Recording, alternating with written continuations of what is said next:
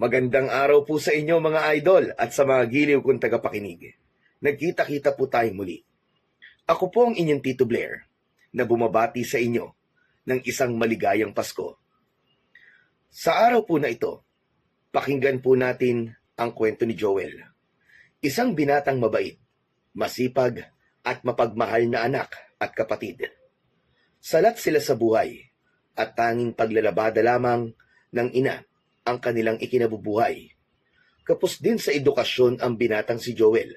Kaya naman, hirap siyang makapaghanap ng trabaho para sana ay makatulong siya kahit papano sa kanyang nanay, sa kanilang gastusin sa bahay, at matupad niya ang kanyang pangarap na maipaayos ang kanilang bahay at mabigyan ng maayos na buhay ang mga ito.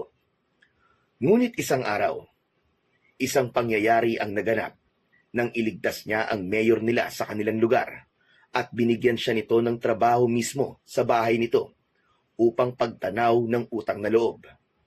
Ang hindi lang alam ni Joel ay doon na magsisimula ang kakilakilabot na pangyayari sa kanyang buhay. Ano ang matutuklasan ng binata sa bahay ng mayor nila?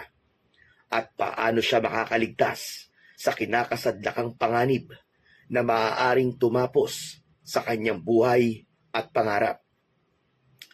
Ngunit bago po ang lahat mga idol, huwag po nating kalimutan mag-subscribe at i-hit ang notification bell sa aking YouTube channel na The Voice Addict para sa mas marami pang makapigil hiningang kwentong aswang at katatakutan mula sa mundo ng kababalaghan.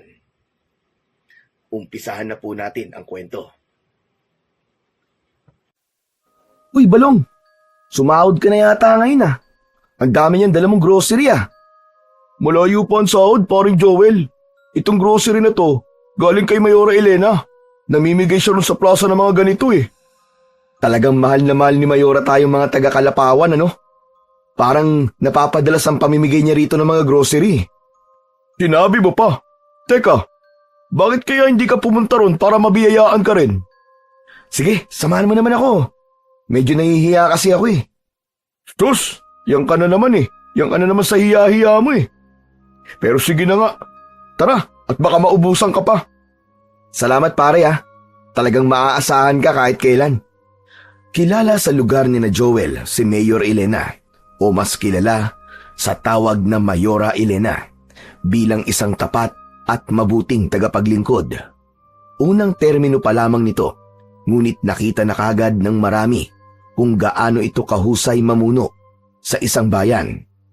Isa si Joel sa bumoto nung nakaraang eleksyon kay Mayora Elena dahil hindi niya nagusto ang paraan ng pamumuno ng dati nilang mayor. Kaya naman, walang naging pagsisisi si Joel sa pagboto kay Mayora Elena dahil napatunayan nito na hindi ito kagaya ng ibang politiko na tuwing eleksyon lang magaling. Isa-isa na kasing tinupad ni Mayora Elena ang mga ipinangako nito nung nangangampanya pa lamang ito. Nagtungo si Joel sa plaza kasama ang kanyang kaibigang si Balong. Mainit ang araw pero marami pa ring tao ang naroon para sa grocery na ipinapamigay ni Mayora Elena. May maaabutan pa kaya akong grocery, Balong? Siguro naman. Konti na lang ang pili. Pero bilisan mo. Hihintayin na lang kita dito sa labas. Tumango si Joel at pumasok na nga sa plaza. Mula sa hulihan ng pila ay natanaw niya si Mayora Elena. Maganda ang tindig nito. Nakasuot ito ng puting t-shirt at maong na pantalon. Palaging may nakapaskil na ngiti sa labi nito at tila wala itong nararamdaman na pagod kahit ito mismo ang namimigay ng mga grocery sa mga nakapila. Habang papalapit si Joel sa unahan, nag-aalala siyang baka wala na siyang maabutan. Nang siya na ang susunod, inabutan ng huling grocery ang nauna sa kanya. Napatingin siya kay Mayora Elena at umasa siyang baka may natira pa. Mayora, may grocery pa po ba?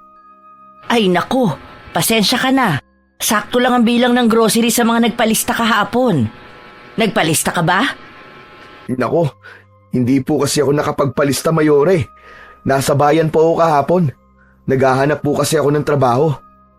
Napatingin sa kanya si Mayora Elena Bakas ang habag sa mga mata nito.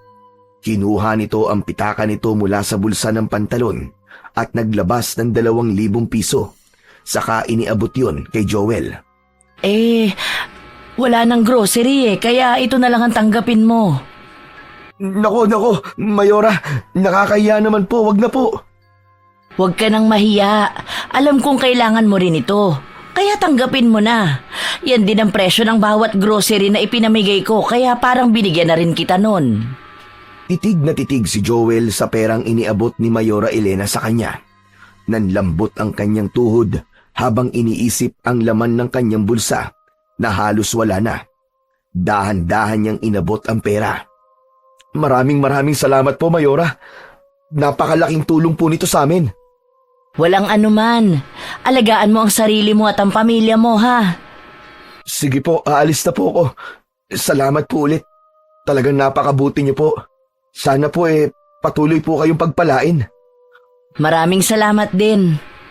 Matamis na ngumiti si Mayora Elena habang si Joel naman ay halos mangiyak-ngiyak sa pasasalamat. Lumabas siya ng plaza, hawak ang perang iniabot sa kanya. Nako, yun ang nga ba ang sinasabi ko? Wala ka nakuha? Hindi ako nakakuha ng grocery, pero binigyan niya ako ng 2,000. Naubusan kasi ako Ang bait niya talaga, Balong. Grabe, swerte mo kay Mayora. Buti pa siya, may malasakit sa atin. Sinabi mo pa. O paano? Ibibili ko muna to ng mga kailangan sa bahay Salamat ulit sa pagsama sa akin dito, Balong. Sus, maliit na bagay yun. O sige, uuwi na rin ako. Mag-iingat ka pare Tahimik na naglakad si Joel. Hawak ang perang sa alam niyang kahit paano ay maipangtatawid gutom nila sa loob ng ilang araw. Agad na nagtungo si Joel sa tindahan ng bigas sa palengke. Pinag-isipan niyang mabuti kung paano niya gagastusin ang pera na ibinigay sa kanya ni Mayora. Mahirap lang ang kanilang buhay. Halos walang kinikita ang kanilang pamilya. Ang ina niyang si Aling Berta ay isang labandera lamang na pilit iginagapang ang kanilang pang-araw-araw na pangangailangan. Ang kapatid naman niyang si Rico na 12 anyos ay nag-aaral pa sa pampublikong paaralan. Bumili ng 5 kilong bigas si Joel at saka siya lumipat sa tindahan ng isda at mga gulay. Bumili siya ng kalahating kilong galunggong at ilang piraso ng gulay. Pagkatapos mamili, ay umuwi na si Joel sa kanila. Ang kanilang bahay ay isang maliit na kubo sa gilid ng bukid. Luma na ang mga dingding nito, nagawa sa kawayan at may butas-butas na pawid na bubong. Sa labas, may lumang bangko at hilera ng mga damit na nakasampay. Pagpasok niya, ay nakita niya ang kapatid na si Rico na nakaupo sa sahig na kawayan habang abala sa pagsagot ng takdang aralin nito. Maliit ang loob ng bahay nila. Ang kusina, sala at kainan ay magkakasama sa iisang espasyo at may isang kortina na naghahati sa kanilang mumunting kwarto. Nandiyan ka na pala, kuya. Rico, nasa si nanay? Lumabas siya, Kuya Joel Sabi niya, pupunta daw po siya sa tindahan para mangutang ng pang-ulam natin mamayang gabi. Naupo si Joel sa bangko at inilapag ang mga pinamili. Uy, kuya, nakahanap ka na ba ng trabaho? May dala kang bigas at ulam Hindi pa, Rico. Itong pera na pinambili ko ay galing kay Mayora Elena. Namimigay kasi siya ng grocery kanina sa plaza. Naubusan ako, kaya pera na lang ang ibinigay niya sa akin. O diba swerte? Ang bait talaga ni Mayora, no? Ang swerte natin na siya ang mayor natin dito. Oo nga, tama ka, Rico. Sobrang laki ng pasasalamat ko sa kanya. Kung hindi dahil sa tulong niya, baka hindi ako nakabili ng bigas at pang-ulam ngayon. O sige na, tuloy mo na yung pag-aaral mo dyan at lilinisin ko lang tong isda. Nagpatuloy na si Rico sa ginagawa, habang si Joel naman ay nagsimula ng linisin ang biniling isda sa palengke. Sa bawat araw na lumilipas, ay ramdam ni Joel ang bigat ng responsibilidad bilang isang panganay. Alam niya na kailangan na ulit niyang makahanap ng trabaho upang makatulong siya sa gastusin nila sa araw-araw. Lumaking mahiyain si Joel. Sa edad niyang 26 ay nadala niya ang ugali niya na yon. Ngunit kahit mahiyain si Joel, ay nagtataglay siya ng matinding determinasyon na makatulong sa kanyang pamilya. Sa tuwing nakikita niya ang kanilang ina na si Aling Berta na abalang naglalaba, ay nakararamdam siya ng matinding awa. Maliit at payat si Aling Berta.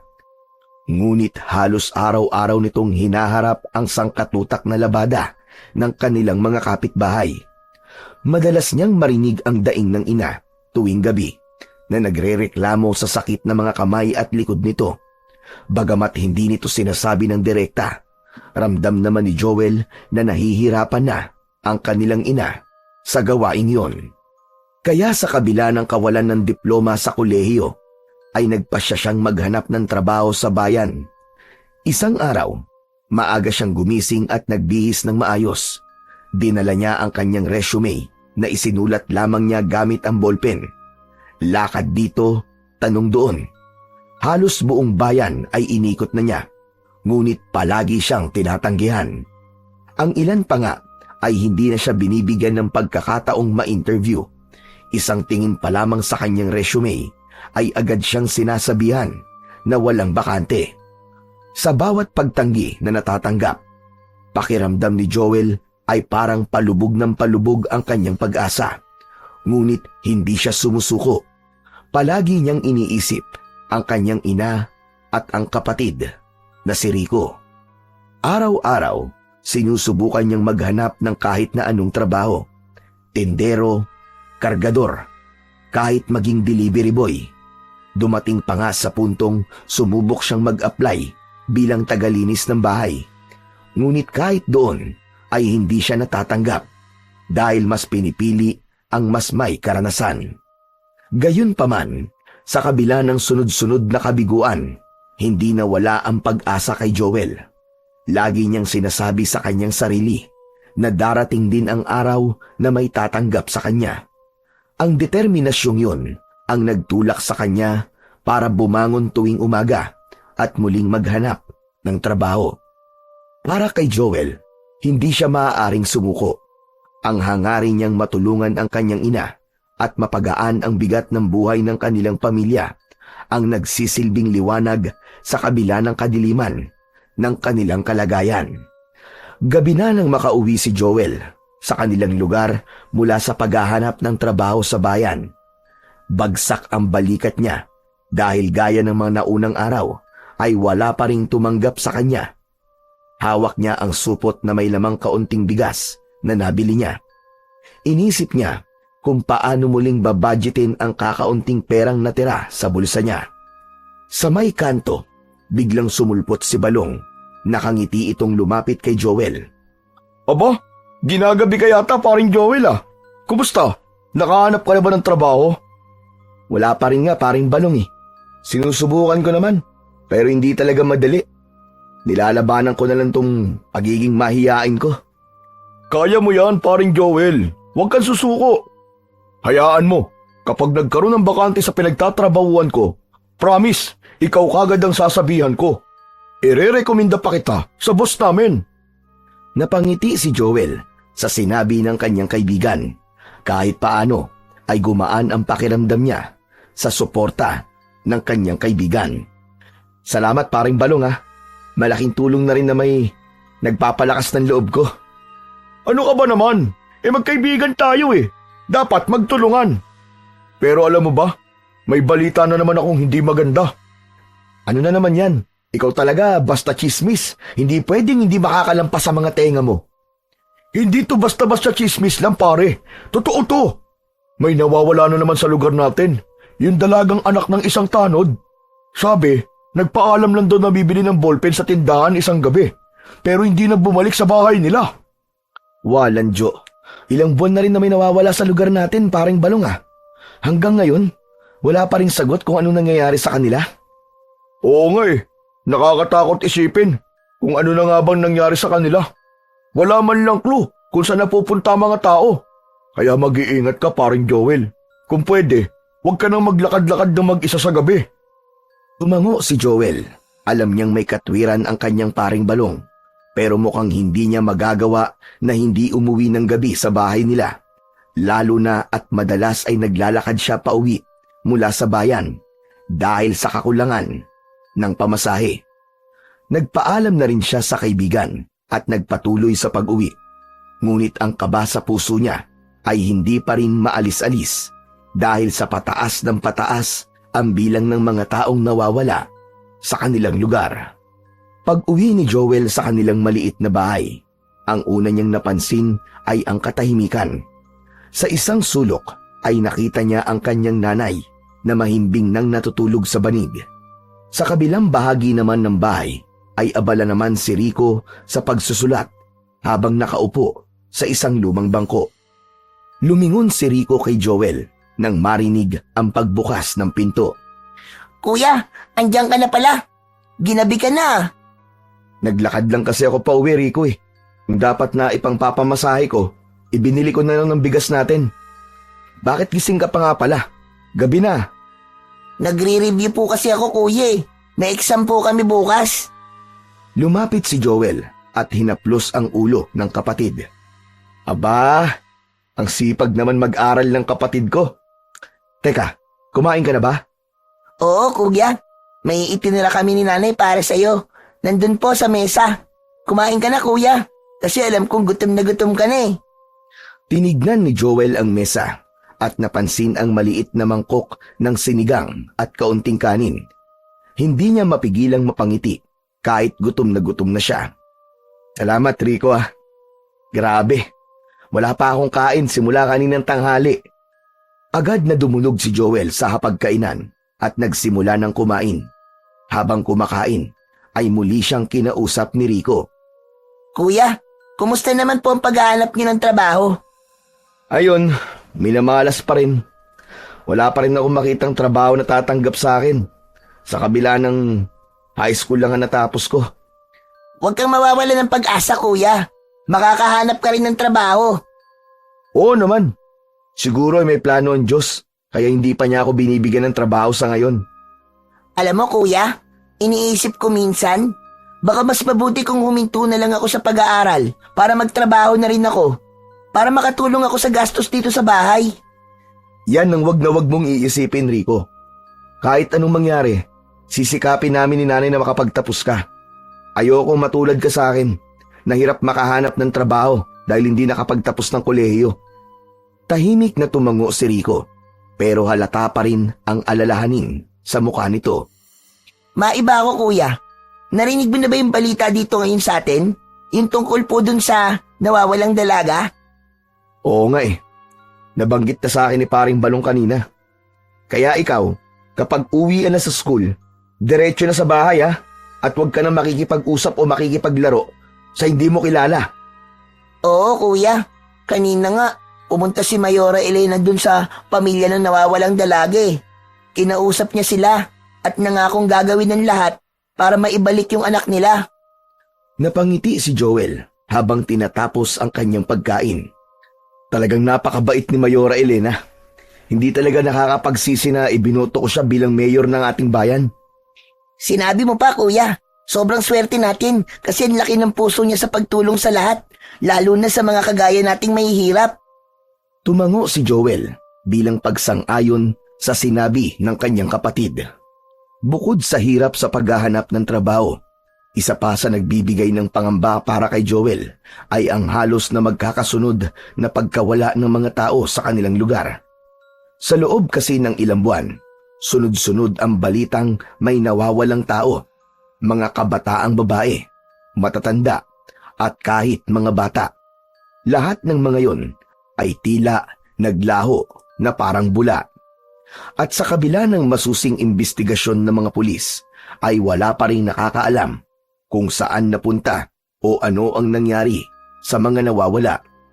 Sa bawat usapan sa kalsada, tindahan at palengke, palaging may isa o dalawang pamilyang nagdadalamhati dahil sa pagkawala ng kanilang mahal sa buhay.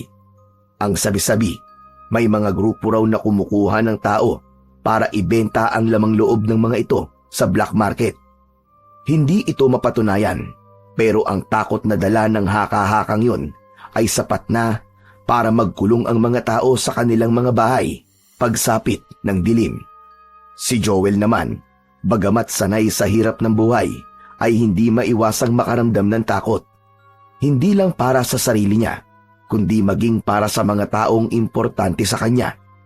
Tuwing naglalakad siya pauwi sa gabi, ramdam niya ang malamig na hangin na tila nagpapabigat sa kanyang dibdib. Parang may mga matang nagmamasid sa kanya sa dilim, kaya hindi niya maiwasang bilisan ang kanyang mga hakbang. Ganun pa man, may bahagi ng puso ni Joel na nagpapasalamat. Sa kabila ng hindi magandang nangyayari sa lugar nila, ay ramdam niya ang presensya ni Mayora Elena na palaging nakikipag-usap sa mga nawalan at nangangakong gagawin ang lahat para mahanap ang mga nawawala. Sa bawat pagkakataon na nakikita niya ang mayor, hindi maiwasan ni Joel na humanga. Nakikita niya kung paano ito personal na nakikipagpulong sa mga tanod, pulis at maging sa mga ordinaryong tao para magbigay ng update at magpatibay ng kanilang seguridad. Para kay Joel, isang malaking bagay ang pagkakaroon ng lider na katulad ni Mayora Elena. Sa kabila ng takot at pangamba, alam niyang may gumagawa ng paraan para mabigyan ng solusyon ang problemang kinakaharap ng kanilang lugar at mabigyan ng hustisya ang mga pamilyang nawalan. Maagang umalis ng bahay si Joel ng umagang yon upang bumili ng gulay sa palengke. Pagdating sa palengke, ay agad na sumalubong sa kanya ang ingay ng mga tao roon. Habang abala sa pagpili ng sariwang talbos ng kamote, ay napansin niya ang presensya ng isang pamilyar na tao sa gitna ng maraming mamimili. Yun ay walang iba, kundi si Mayora Elena. Nakasuot yun ng simpleng bestida at may ngiting bumabati sa bawat tindera at mamimili. Sa kabila ng posisyon nito sa bayan, halatang ramdam ng mga tao ang pagiging mababang loob nito. Nagbigay ng aliw at inspirasyon kay Joel si Mayora Elena. Tumigil siya pansamantala sa pamimili at sinimulang pagmasdan ang kanilang mayor na parabang isang ina na kausap ang napakarami nitong anak. Ngunit ang kalmadong umaga na yon ay biglang nagbago nang mapansin ni Joel ang isang lalaking nakatayo sa hindi kalayuan. Mukha yung balisa at palinga-linga sa paligid. Ang kamay nito ay nakasuksok sa bulsa ng suot nitong jacket. Napansin niya rin na matiim na nakatingin lang ang lalaki kay Mayora Elena. Nanlaki ang mga mata ni Joel nang mula sa jacket ng lalaki ay may inilabas ito na isang patalim na nandig ang balahibo niya dahil alam niyang may balak yung masama sa kanilang Mayora. Palapit ng palapit ang lalaki kay Mayora Elena. Hindi na nagdalawang isip pa si Joel. Tumakbo siya palapit sa kanilang mayor at isinantabi niya ang kaba sa kanyang dibdib. Bago pa man masaksak ng lalaki si Mayora Elena, ay mabilis nang iniharang ni Joel ang sarili sa harapan ng kanilang butihing mayor. Napakabilis ng mga sumunod na pangyayari. Naramdaman ni Joel ang malamig na patalim na bumaon sa kanyang tiyan. Namilipit siya sa sakit at agad siyang napaluhod. Nagsigawan at nagkagulo ang mga tao sa paligid. Nakita ni Joel ang mabilis na pagtakas ng lalaki, ngunit wala na siyang lakas para habulin pa ito.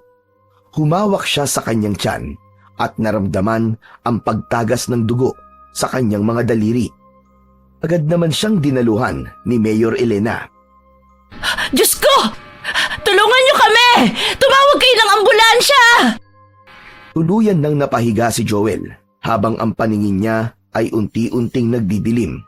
Sa kabila ng lahat, ramdam niya ang pasasalamat na naisalba niya ang buhay ng kanilang mabuting mayor. Habang nawawalan siya ng ulirat, narinig niya ang tinig ni Mayora Elena na patuloy na humihingi ng tulong. Marahang nagmulat ng mga mata si Joel. Ang una niyang napansin ay ang puting kisame at ang amoy ng gamot na nagpahiwatig na nasa ospital siya. Subalit nang subukan niyang bumangon, ay biglang sumakit ang kanyang tiyan, dahilan upang mapahawak siya roon. Aray ko! Sa pagkakataong yun, ay naalala niya ang nangyari. Iniharang nga pala niya ang sarili niya sa lalaking sasaksakin sana, si Mayora Elena. Maya-maya pa ay narinig ni Joel ang pagbukas ng pinto ng hospital room na kanyang kinaroroonan. Pumasok doon si Mayora Elena na may pag-aalala sa muka. Ngunit nang makita siya nitong gising, ay napangiti ito at agad na lumapit sa kanya. Salamat sa Diyos at gising ka na. Pasensya na po kayo, Mayora, at naging abala pa po ako sa inyo. Anong abala ang sinasabi mo?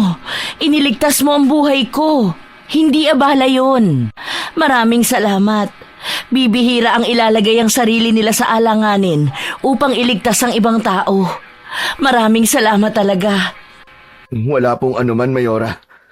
Yun lang po kasi ang alam kong paraan para makaganti sa lahat ng kabutihan niyo po sa amin. Hindi nyo kailangan suklian ang ginagawa ko para sa inyo dahil responsibilidad ko yun. Pero kung hindi ka dumating, baka wala na ako ngayon. Napakalaki ng utang na loob ko sa'yo. Mayora, nahuli po ba yung sumaksak sa akin? Oo, nahuli agad siya ng mga tao. Nasa presinto na siya ngayon at hindi na makakapanakit pa ng iba. Humango si Joel. Kahit paano ay nabawasan ang kanyang pag-aalala sa kanyang nalaman. Ngayon, gusto kong makilala ng lubusan ang nagligtas sa buhay ko. Ano nga pala ang pangalan mo? Joel po. Joel Angeles. Joel, hindi sapat ang pasasalamat lang sa ginawa mo. Dapat ay maibalik ko sa iyo ang nagawa mong kabayanihan. Mula sa bag na nakasabit sa balikat, ay inilabas ni Mayora Elena ang isang sobre at iniabot yun kay Joel. Narito ang 30,000 piso. Alam kong walang makakapantay sa ginawa mo, pero nais kong makatulong sa paraang kaya ko. Mayora, hindi ko po magagawang tanggapin yan. Wala po akong hinahangad na kapalit sa ginawa ko po. Joel, huwag kang mag-alala. Galing ito sa personal kong pera. Isipin mo na lang na ito'y tulong ko sa'yo at sa pamilya mo. Ngunit mariing umiling si Joel. Pasensya na po talaga, Mayora. Pero hindi ko po talaga kayang tanggapin yan. Ginawa ko po yun dahil yun po ang tama. Wala po akong inaasahan kahit na anumang gantimpala. Napakabuti mong tao, Joel. Sana dumami pa ang katulad mo sa bayan natin. Napabuntong hininga na lang si Mayora Elena nang makitang hindi talaga tatanggapin ni Joel ang perang inaalok nito. Ibinalik nito ang sobre sa loob ng bag at muling tumingin kay Joel. Kung ayaw mo ng pera, gusto ko pa ring makatulong sa'yo. Sabihin mo sa akin, anong tulong ang kailangan mo? Sandaling nag-isip si Joel at nagdalawang isip siya na magsalita. Pero alam niyang hindi niya maaaring sayangin ang pagkakataon na yon upang mabigyan ng solusyon ang matagal na niyang pinoproblema. Kasi po, Mayore, ang totoo po niyan, kailangan ko po talaga ng trabaho. Alam ko pong hindi ako nakapagtapos ng kolehiyo. Pero kung meron po kayong maibibigay na kahit anong trabaho, malaking tulong na po yun sa aming pamilya. Naiintindihan ko, Joel. Sa ngayon, wala akong maisip na trabahong maibibigay ko sa'yo. Pero nangangako ako, kapag may alam ako o may bakante, ikaw agad ang unang sasabihan ko. Naku, maraming salamat po, Mayora Elena. Napakalaking bagay na po niyan para sa akin. Kinuha ni Mayora Elena ang isang maliit na notebook at ballpen mula sa bag nito. Anong address ninyo? Para ko sakali madali kitang mapupuntahan. Ibinigay naman kagad ni Joel ang address ng kanilang tirahan at sinulat yon ni Mayora Elena sa kanyang notebook. Joel, muli maraming salamat sa ginawa mo. Hindi ko makakalimutan ang kabayanihan mo. Isa kang inspirasyon hindi lang sa akin kundi sa buong bayan natin. Naku, Mayora, ako po ang dapat na magpasalamat sa inyo. Sa dami po ng tulong na ginagawa niyo simula po nung maupo kayo sa pwesto. Nakaka-proud po na isa po ako sa mga bumoto sa inyo nung nakaraang eleksyon. Maraming salamat. Magpagaling ka ha at huwag kang mag-alala. Gagawin ko ang lahat para matulungan kita. At huwag mo na ring isipin ang gastos dito sa ospital dahil sasagutin ko lahat yun. O siya, aalis na ako ha at may kailangan pa akong asikasuhin. Pagkaalis ni Mayora Elena ay napangiti ito Sa pagkakataon na yon, ay muli niyang naramdaman ang malasakit ng kanilang mayor. Nabuwayan siya ng loob, hindi lamang dahil sa pangako nitong tulong, kundi sa paniniwala na meron pa ring mabubuting tao na tulad ni Mayora Elena. Isang gabi lang, nananatili sa loob ng ospital si Joel at nang sumunod na araw ay pinayagan na siya ng doktor na makauwi. Tinuruan na lang siya nito kung paano lilinisin ang kanyang sugat. Binigyan din siya nito ng mga gamot at panlinis sa sugat na kailangan niya. Tinupad naman ni Mayora Elena ang sinabi nito dahil kahit piso ay walang binayaran si Joel sa ospital. Kinaumagahan ay inihatid si Joel ng ambulansya sa tapat ng kanilang bahay. Agad na bumaba si Joel at naglakad papasok sa bahay nila habang nakahawak sa kanyang tiyan na medyo kumikirot pa sa bawat paghakbang niya. Pagpasok ni Joel ay nakita niya si Rico na naguhugas ng plato. Itinigil nito ang ginagawa at halos patakbong lumapit sa kanya. Bakas sa mukha ng kanyang kapatid ang labis na pag-aalala. Yayakap sana sa kanya si Rico pero agad niya itong pinigilan dahil baka dumugo ang sugat niya sa kanyang tiyan. Kumusta ka na, kuya? Grabe ang pag-aalala namin ni nanay sa'yo. Rico, ayos lang ako. Huwag ka na mag-alala. Kuya, nakarating sa amin na nangyari. Grabe, ang tapang mo. Sobrang ipinagmamalaki kita, kuya. Pero, sana inisip mo rin ang sarili mo. Paano kung mas grabe pa ang nangyari sa'yo, kuya? Paano kung namatay ka? Oo nga. Alam kong delikado ang ginawa ko. Pero, hindi ko naman pwedeng hayaan na lang na mangyari yun kay Mayora Elena.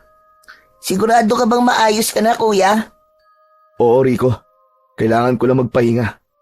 Huwag ka na masyado mag-alala sa akin, Rico. Luminga si Joel sa paligid ng bahay at hindi niya nakita roon ang kanilang ina. Nasaan nga pala si Nanay, Rico? Nasa kabilang barangay siya, kuya. May nagpalaba kasi sa kanya. Pero sigurado ako matutuwa siya pag nakita ka niya. Kagabi pa siya nag-aalala sa iyo eh. Tumango si Joel at umupo muna siya sa upuang kahoy malapit sa lamesa. Inabutan siya ng isang basong tubig ni Rico. Habang iniinom ang tubig ay napangiti si Joel. Ramdam niya ang pagmamalasakit ng kanyang kapatid. Kahit mahirap lang ang kanilang buhay, napagtanto niyang napakaswerte niya sa pamilya niya na kahit simple lang ay puno ng pagmamahal at suporta ang mga ito sa kanya. Habang nag-uusap sina Joel at Rico, biglang may kumatok ng malakas sa pinto. Napalingon naman ang magkapatid at agad na binuksan ni Rico ang pinto. Dire-diretsong pumasok si Balong at umupo sa tabi ni Joel. Pare Joel, sabi ko na nga ba't ikaw ang sakay ng ambulansya na nakita ko kanina eh. Kumusta ka na pare? Okay ka na ba? Medyo okay na ako, paring Balong. Salamat. Kailangan ko na lang magpahinga at hintay na gumaling tong sugat ko. Paring Joel, alam mo ba? Pinag-uusapan ka ng halos lahat ng tao dito sa atin. Ikaw daw ang bayaning sumagip kay Mayora Elena. Kaya nga ipinagmamalaki ko si kuya eh. Kuya Balong. Aba, dapat lang Rico. Pero, teka lang. May ibinigay bang pabuya si Mayora Elena sa'yo, Joel? Magkano binigay niya? Oo, inalok niya ako ng 30,000 pesos. Pero, hindi ko tinanggap, paring Joel. Ano? Ang bira ka! Bakit mo naman tinanggihan, paring Joel? Ang laking halaga nun! Pwede mo nang ipaayos yung bahay niyo o kaya magtayo ng isang maliit na negosyo.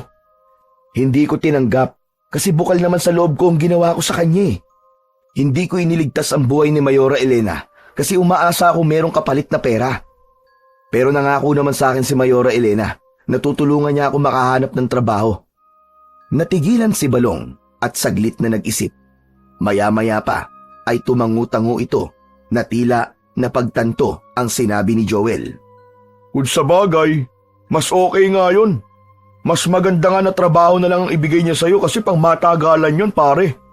Samantalang yung pera, mauubos din naman yung kagad pero ang trabaho, makakatulong sa'yo at sa pamilya mo ng mas matagal. Ano naman trabaho ang ibibigay ni Mayora Elena sa'yo? Sa ngayon wala pa. Pero kapag nakakita raw siya ng pwesto para sa akin, sasabihan daw niya ako agad.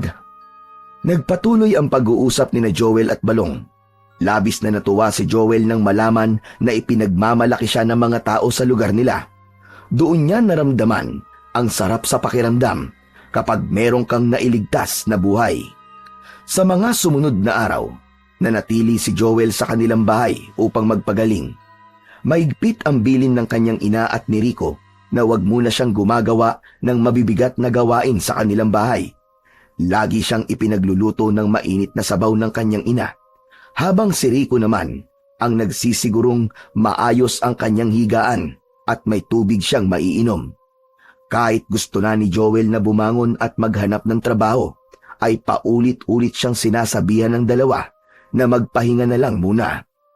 Sa bawat araw na lumilipas, nararamdaman ni Joel ang kasabikan na bumalik sa normal niyang buhay. Gusto niya nang ituloy ang paghahanap ng trabaho, ngunit alam din niyang kailangan niyang hintayin ang tuluyang paghilom ng kanyang sugat. Samantala, kahit nasa bahay lamang siya, umabot pa rin kay Joel ang balita na nangyayari sa kanilang lugar. Nakarating sa kanya ang mga usapan ng mga kapitbahay nila tungkol sa mga papuri at paghanga ng mga yon sa kanyang ginawa. Bagamat nakakataba ng puso ang kanyang mga naririnig, may ibang balita rin na labis na gumagambala kay Joel. Ayon sa kanyang nanay, may isang batang lalaki na naman ang nawala sa kanilang barangay. Isang gabi daw, hindi nakauwi ang bata matapos maglaro kasama ang mga kaibigan nito. Hindi mapigilan ni Joel na mag-isip tungkol doon. Para bang hindi natatapos ang bangungot ng pagkawala ng mga tao sa kanilang lugar. Sa kabila ng mga papuri at pagbubunyi para sa kanya, naroon pa rin ang takot at pangamba niya sa hindi magandang nangyayari. Isang umaga, puno ng mga tao ang plaza nang dumating doon si Joel. Naroon ang mga tao dahil nalaman nila na merong pagpupulong na gagawin si Mayora Elena. Nakisiksik si Joel sa pulutong ng mga tao at nakita niya ang kanilang mayor na nakatayo sa maliit na entablado habang may hawak na mikropono. Hindi nagtagal ay nagsimula ng magsalita si Mayora Elena. Magandang umaga sa inyong lahat. Mga kababayan, alam kong mahirap ang pinagdadaanan natin ngayon. Alam ko na lahat tayo ay natatakot at nangangamba. Ilang buwan na ang lumipas, ngunit patuloy pa rin tayong nawawala ng mga mahal natin sa buhay. Alam kong bawat isa sa inyo ay naghahangad ng sagot. At bilang mayor ninyo, sinisiguro ko sa inyo na ginagawa natin ang lahat upang matuklasan ang katotohanan. Mula sa kinatatayuan ni Joel ay naramdaman niya ang sinseridad sa bawat salitang binibitiwan ni Mayora Elena. Ramdam niya ang labis na pagmamalasakit nito sa kanilang lahat. Hindi ko papayagang magpatuloy ito. Hindi ko hahayaang may masaktan o mawala pa. At kung sino man ang nasa likod ng pagkawala ng mga tao sa lugar na ito, sinasabi ko sa iyo, malalaman din namin kung sino ka. Hindi ka makakatakas sa ginagawa mo. Mahuhuli ka at papapanagutin ka namin. Nagpalakpakan ang mga tao, ngunit naramdaman ni Joel ang bahagyang kaba. Hindi niya maipaliwanag, ngunit ramdam niya na may mas malalim na misteryo ang nakatago sa kanilang bayan tungkol sa pagkawala ng mga tao roon. Pagkatapos ng pulong sa plaza, ay umuwi na si Joel sa kanilang tirahan. Nang makarating sa kanilang bahay, naisip niyang magpahinga. Isinarado niya ang pinto at dumiretso siya sa paghiga. Ngunit hindi pa rin mapakali ang utak niya sa pag-iisip kung ano ba talaga ang nangyayari sa lugar nila at kung sino ang may kagagawan ng mga pagkawala ng mga tao. Napapikit siya at pilit na tinanggal ang mga tanong sa kanyang isip. Ngunit bigla na lang siyang napabalikwas ng bangon nang makarinig siya ng pagkatok sa kanilang pinto. Tumayo si Joel upang buksan ang pinto at laking gulat niya nang makita niya si Mayora Elena ang kumatok. Mayora, kayo pala. Ano pong ginagawa niyo rito? Pasensya na ako na abala kita, pero naisip kong kailangan kong personal na sabihin ito sa'yo. Tuloy po muna kayo. Pasensya na po kung maliit lang po ang bahay namin. Hindi mo kailangang humingi ng pasensya sa kung ano ang itsura ng bahay niyo, Joel. Ano ka ba? Ngumiti si Mayora Elena at pumasok na ito. Umupo ito sa isang mahabang upuan kung saan tinabihan nito si Joel. Ano po bang kailangan nyo, Mayora? Joel, may nakita akong trabaho para sa'yo. Talaga po? Naku, maraming salamat po talaga, Mayor. Ano po palang trabaho? Bukas ng umaga, pumunta ka sa bahay ko. Doon ko sasabihin ang detalye. Agyang napakunot ang noo ni Joel, ngunit tumango siya bilang sagot. Sige po, pupunta po ako bukas. Maraming salamat po ulit. Joel, salamat din sa lahat. Aalis na ako. Magkita tayo bukas, ha? Opo, Mayora. Maraming salamat po ulit. Pagkaalis ni Mayora Elena ay nanatiling nakatayo si Joel sa pintuan habang pinagmamasdan ang papalayong figura ng kanilang mayor. Bumalik siya sa loob at nahiga muli. Labis ang saya niya dahil sa wakas ay magkakaroon na siya ng trabaho. Ngunit hindi niya maiwasang mag-isip kung ano kayang klasing trabaho ang ibibigay sa kanya ni Mayora Elena. Inabukasan ng umaga, maagang nagbihis si Joel. Isinukbit niya ang isang simpleng bag sa balikat at lumabas ng bahay. Ramdam niya ang init ng araw. Habang naglalakad siya patungo sa sakayan ng tricycle, nang makasakay ng tricycle ay nagpahatid siya sa bahay ni Mayora Elena. Habang nasa biyahe siya, inisip ni Joel ang trabahong sinabi sa kanya ni Mayora Elena. Hanggang sa sandaling yon ay wala pa siyang ideya kung anong klase ng trabaho ang ibibigay sa kanya. Inabot ng halos kalahating oras ang biyahe nila bago huminto ang tricycle sa tapat ng napakalaking bahay na nakatayo sa gitna ng malawak na bakuran. Nasa dulong bahagi ng kalsada kaya wala kahit isang kapitbahay na nakita si Joel. Pagkaalis ng tricycle ay sumilip si Joel sa gate na gawa sa bakal. Mataas ang pader na nakapalibot sa buong bakuran. Tao po! Tao po! Mayora! Si Joel po ito! Maya-maya pa ay lumabas mula sa bahay ang isang matandang lalaki na sa tansya ni Joel ay nasa 60 taon na ang edad. Matangkad ito, maputi ang buhok at seryoso ang muka. Anong kailangan mo? Magandang umaga po. Ako po si Joel. Pinapunta po ako rito ni Mayora Elena. Ikaw pala si Joel. Halika, pumasok ka.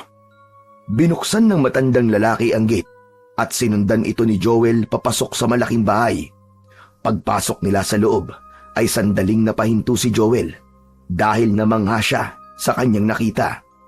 Ang salas ay napakalawak at merong marmol na sahig na kumikislap sa liwanag ng mga chandelier na nakasabit sa kisame.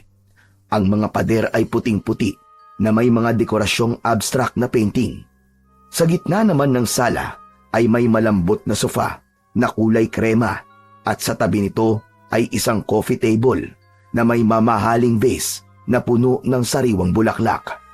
Maupo ka muna dito. Tatawagin ko lamang si Mayora. Naupo si Joel sa sofa, ngunit hindi maiwasang pagmasdan ang paligid. Merong malaking hagdanan na paikot na gawa sa kahoy at may bakal na railing na makintab. Ang bawat sulok ng bahay ay tila pinag-isipan ang disenyo.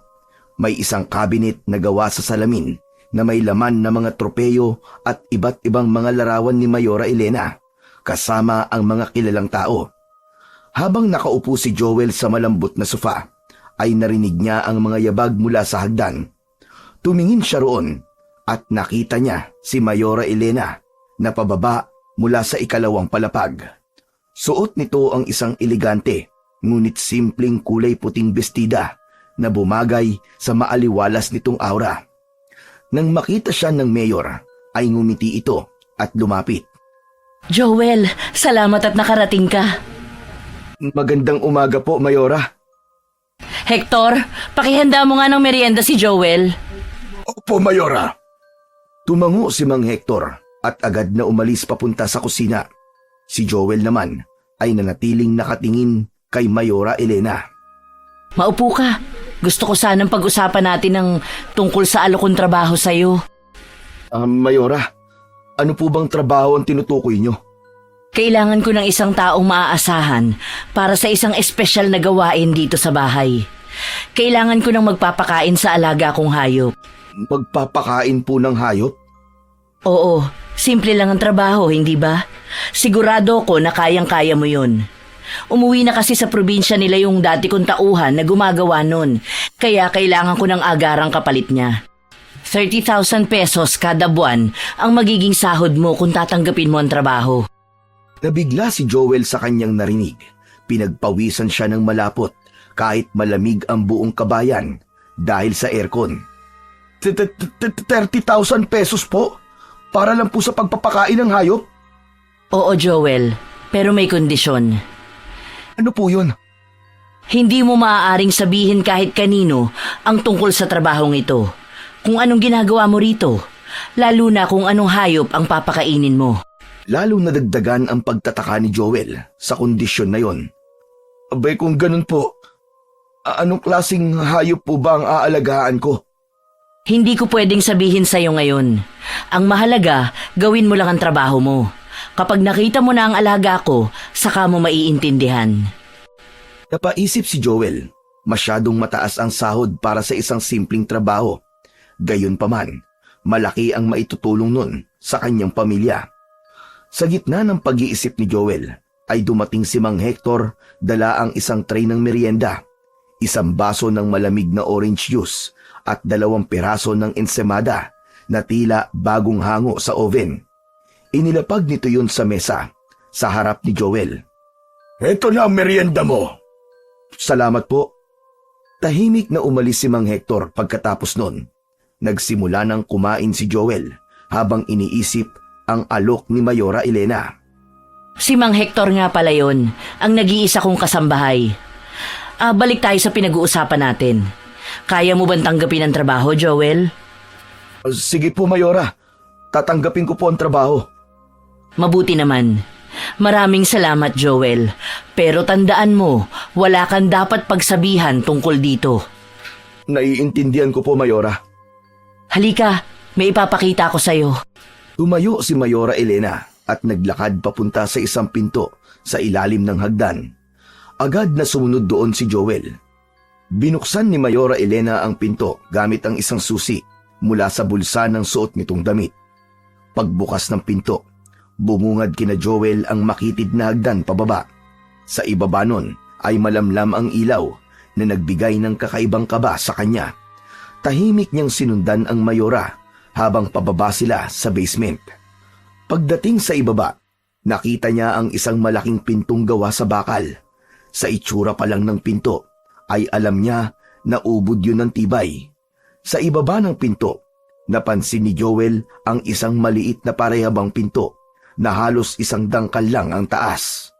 Dito nakakulong ang alaga ko. Bakit po ganyan ang kulungan? Masyado kasing mabangis ang alaga ko, kaya kailangan itong ikulong sa ganito katibay na lugar. Tumingin si Joel sa paligid. Ang lugar ay malamig at tahimik. Tuwing gabi mo lang papakainin ang alaga ko. Sa oras ng pagkain, bubuksan mo ang maliit na pinto sa ibaba at doon mo ilulusot ang pagkain. Ano po bang klaseng hayop ang nasa loob niyan? Ngumiti si Mayora Elena, ngunit hindi sumagot ng diretsyo. Basta, masasanay ka rin. Oo nga pala, dito ka na rin maninirahan. May kwarto sa itaas. Yung nag-iisang pinto sa dulo, yun ang magiging kwarto mo. Maaari kang umuwi sa bahay ninyo sa umaga, pero kailangan mong bumalik bago magdilim. Kailangan kasi ng alaga ko ng pagkain tuwing gabi. Mamayang gabi ka na magsisimula sa trabaho mo. Si Mang Hector ang magbibigay sa iyo ng ipapakain mo sa aking alaga. Masyado na kasing mahina si Mang Hector para bumaba at umakyat dito sa basement, kaya kailangan ko talaga ng isa pang tao na gagawa ng trabaho na ito. Salamat po, Mayora. Malaking tulong po ito sa amin. Uuwi po muna ako sa amin ngayon para masabihan ko po ang kapatid at nanay ko. Siguraduhin mo lang na hindi ka malilate sa pagbalik mo rito mamaya, Joel. Mahalaga ang oras para sa alaga ko. Humango muli si Joel at muling nagpasalamat. Habang umaakyat sila pabalik sa itaas, Naramdaman niya ang kakaibang bigat ng lugar na yon. Merong kakaiba ron na hindi naman niya matukoy kung ano. Sa kabila ng pagtataka, natuwa si Joel na may trabaho na siya.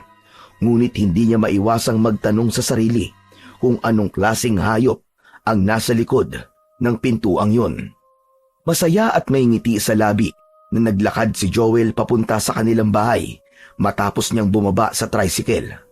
Sa kanyang paglalakad ay nakasalubong niya si Balong na agad na lumapit sa kanya nang makita siya. Uy, paring Joel! Mukhang masaya ka yata ngayon ah. Nakausap ko na kasi si Mayora Elena. Binigyan niya ako ng trabaho, pare. Aba, ang galing naman. Anong trabaho? Napakurap bigla si Joel. Naalala niya ang mahigpit na bilin ni Mayora Elena na huwag ipagsabi sa kahit na kanino ang tungkol sa trabaho niya. Nag-isip siya saglit bago sumagot sa kanyang kaibigan. Kasambahay. Kasambahay, tama. Doon ako sa bahay niya magtatrabaho. Ayos yan. Mukhang malaki ang tiwala sa'yo ni Mayora kasi doon ka magtatrabaho mismo sa bahay niya. Kung sa bagay, iniligtas mo ba naman ang buhay niya eh? O diba? Congrats pare. Salamat paring Balong. Malaking tulong talaga to para sa pamilya ko. Pero kung may magandang nangyari sa'yo, sa akin naman kabaligtaran. Bakit? Ano nangyari? Pumanaw na kasi si Lolo Narsing kagabi. Bigla siyang inatake sa puso tapos hindi na nakaabot ng buhay sa ospital. Ha? Patay na si Lolo Narsing?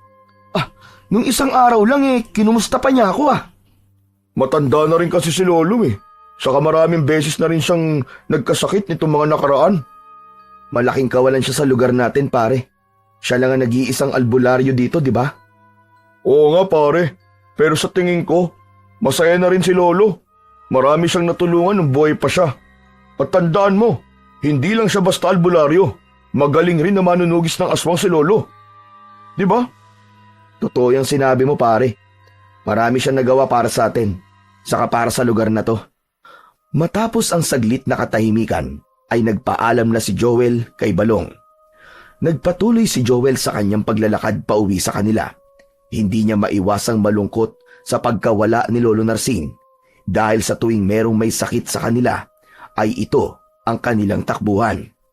Pagbukas ni Joel ng pinto ng kanilang bahay, ay naamoy niya kagad ang singaw ng bagong lutong kanin. Napatingin siya sa maliit na kusina at doon niya nakita ang kanyang nakababatang kapatid na si Rico na nagluluto. Lumapit siya kay Rico. Rico, anong ginagawa mo? Pwede nag-iigib ng tubig. Ikaw talaga kuya, obvious ba? Nagsasaing ako. Bakit di ka pumasok sa school? Sabado ngayon kuya, walang pasok. Napakamot si Joel sa ulo. Sa dami kasi ng iniisip niya, maging ang araw ay nakalimutan na niya. Saan ka pala galing kuya?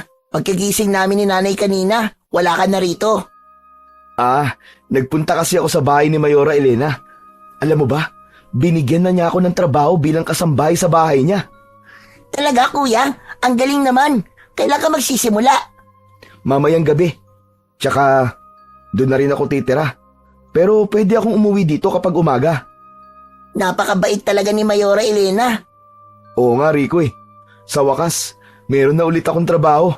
Kahit paano makakatulong na ako sa gastusin natin dito sa bahay. Baka nga pwedeng magpahinga na sa nanay sa pagiging labandera Ngumiti si Rico at yumakap kay Joel.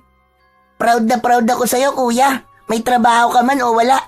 Ikaw pa rin ang the best na kuya sa buong mundo. Sus, talagang binola pa ako ng kapatid ko. Pero salamat Rico Gagawin ko ang lahat para sa'yo at kay nanay. Habang yakap ang kapatid, naramdaman ni Joel ang saya sa kanyang puso. Napakasaya niya dahil nakikita niya na darating ang panahon na makakapagpahinga na ang nanay niya sa paglalabada, lalo na kapag nagsimula na siyang sumahod sa trabaho niya kay Mayora Elena. 5:00 ng hapon ay naghanda na si Joel sa pagbabalik niya sa bahay ni Mayora Elena. Dumating na rin ang nanay niya mula sa paglalaba at sinabi na rin niya dito na meron na siyang trabaho at yun ay ang pagiging kasambahay sa bahay ni Mayora Elena. Labis na natuwa ang nanay ni Joel sa sinabi niyang yun. Matapos makapag-empake ang binata ng ilang piraso ng damit, ay nagpaalam na si Joel at naglakad papunta sa sakayan ng tricycle. Muli siyang nagpahatid mula roon papunta sa bahay ni Mayora Elena. Tanging si Mang Hector lang ang sumalubong kay Joel pagkarating niya. Mabuti naman at dumating ka na. Nagmamadali nga po ako, Mang Hector nasan po pala si Mayora? Wala siya rito. May inasikaso siya sa bayan. Bukas ng umaga na ang kanyang uwi. Dalhin mo na ang mga gamit mo sa kwarto mo sa itaas. Siguro naman nasabi na sa'yo ni Mayora kung saan doon ang kwarto mo. Opo, sinabi na po niya sa akin kanina. Alas 7 pwede ka nang bumaba para sa hapunan. Oo nga pala, kahit dito ka nagtatrabaho, ay hindi ka maaaring gumala-gala dito sa bahay. At pupunta ka lang sa basement kapag magpapakain ka ng alaga ni Mayora. Naiintindihan ko po. Salamat po sa paalala, Mang Hector. Hindi na nagtanong pa si Joel sa mga bagong patakaran na sinabi ni Mang Hector. Inisip na lang niya na dapat niyang sundin ang mga yon upang magtagal siya sa trabaho na yon. Nang nagtungo na sa kusina si Mang Hector, ay tinungo na rin ni Joel ang kwarto niya sa ikalawang palapag. May kalakihan ang silid na yon at merong malaking kama. Inayos niya ang mga damit niya sa aparador at humiga sa malambot na kama. Tumitig siya sa kisame at naisip niya na nakakainip pala ang trabaho niya roon dahil tuwing gabi lang niya papakainin ang alaga ni Mayora Elena. Ngunit para sa kanya ay mas mabuti na yon. Bukod sa hindi siya mapapagod ay malaki pa ang sahod niya kada buwan. Napakabagal ng paglipas ng oras para kay Joel. Nais sana niyang matulog pero naisip niya na baka mapasarap ang tulog niya dahil sa komportable at malambot na kama. Ay malagpasan niya ang oras sa pagpapakain sa alagang hayop ni Mayora Elena. Pagsapit ng alas 7 ng gabi ay bumaba na sa dining area si Joel. Doon ay nakita niya si Mang Hector na naghahain na ng hapunan. Merong lechon belly at kanin at sinamahan pa ng sinigang na tuna na talaga namang nagpatakam sa kanya ng gusto. Maupo ka na at kakain na tayo. Pagkatapos natin kumain, ay saka mo papakainin ang alaga ni Mayora. Ang dami naman pong pagkain, Mang Hector. Kayo po ba nagluto ng lahat ng yan? Huwag ka na magtanong. Umupo ka na at kumain. Bahagyang napahiya si Joel. Naisip niya na baka nakulitan na si Mang Hector sa pagtatanong niya. Umupo na siya at sumandok ng kanin at kumuha ng ulam. Naglagay siya ng sabaw sa kanyang mangkok at nagsimula na siyang kumain. Nakakabingi ang katahimikan doon. Pasimpleng tinignan ni Joel si Mang Hector na abala sa pagkain at tila walang balak na makipag-usap sa kanya. Hindi siya sanay ng ganon. Kapag kasi kumakain sila sa bahay nila, ay nagkwekwentuhan sila ng kanyang kapatid at nanay. Patagal na po ba kayo rito sa bahay ni Mayora? Hindi sumagot si Mang Hector. Tuloy lang ito sa pagkain. Sobrang bait po pala talaga ni Mayora Elena, no? Mahal na mahal nga po siya ng mga tao sa lugar namin . Napakaswerte ko po na binigyan niya ako ng trabaho tapos dito pa mismo sa bahay niya. Tumingin ng masama si Mang Hector kay Joel at doon ay naramdaman niya na wala itong balak na makipag-usap sa kanya. Napayuko na lang siya ng mga sandaling yun at nagpatuloy na lamang sa kanyang pagkain. Matapos ang hapunan, kinuha ni Mang Hector ang mga pinagkainan nila at sinimulan yung hugasan. Nais sanang tulungan ni Joel si Mang Hector pero nahiya na siya dahil baka hindi maging maganda ang dating nun para sa matanda. Nagtungo na lang si Joel sa salas at naupo sa sofa upang magpalipas ng oras. Makalipas ang ilang sandali, ay pumasok si Mang Hector sa sala na may dalang maliit na palanggana na gawa sa bakal. Meron yung takip para sa kaldero. Napansin ni Joel na may nakatali sa palanggana at takip nun na isang makapal na lubid na parang sinadya upang siguraduhin hindi yun mabubuksan. Tumayo si Joel at lumapit kay Mang Hector. Joel, ito ang pagkain ng alaga ni Mayora. Ano po ang laman yan, Mang Hector? Huwag ka na magtanong. Gawin mo na lang ang trabaho mo. Ay, sige po. Pasensya na po kayo kung masyado po ako matanong. Kinuha ni Joel ang palanggana mula kay Mang Hector. Mabigat yun. At naramdaman ni Joel ang bahagyang pagtagas ng likido mula sa gilid ng takip. Isang masangsang na amoy ang pumalo sa kanyang ilong. Ngunit pinilit niyang hindi ipahalata ang naging reaksyon niya. Naglakad siya patungo sa basement, dala ang palanggana. Bumaba siya sa makipot na hagdan hanggang makarating sa malaking pintong bakal. Inilapag muna ni Joel ang palanggana sa harap ng pinto. Lumuhod siya at dahan-dahang binuksan ang maliit na pinto sa ilalim nun. Agad siyang napasinghap sa tindi ng masangsang na amoy na sumambulat mula roon. Parang amoy ng natuyong dugo at bulok na karne.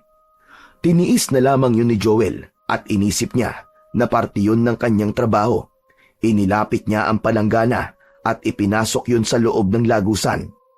Nang maipasok niya ang palanggana sa kulungan, ay narinig niya ang paggalaw nun na parang may humila roon. Kasunod ng narinig niya ay ang marahas na tunog ng pagtanggal ng takip. Napapikit si Joel sa kaba. Narinig niya ang malalakas na pagmuya mula sa kabilang panig ng bakal na pinto. Parang mabangis na hayop ang nilalang na naroroon na nagmamadaling ubusin ang laman ng palanggana. Ano kayang hayop ang nakakulong dito? Tigre? O baka naman leon? Pinilit ni Joel na itaboy ang takot at saka siya tumayo. Mabilis niyang isinara ang maliit na lagusan at inilak yun ng mahigpit. Habang paakyat, nanatili sa isip niya ang tanong kung anong uri nga ba talaga ng hayop ang inaalagaan ni Mayora Elena at kung bakit kailangan itong itago sa likod ng napakalaking bakal na pinto. Simula ng araw na yon ay nagbago na ang routine ni Joel sa pang-araw-araw niyang buhay. Tuwing umaga, gigising siya sa bahay ni Mayora Elena at saka siya uuwi sa kanilang bahay.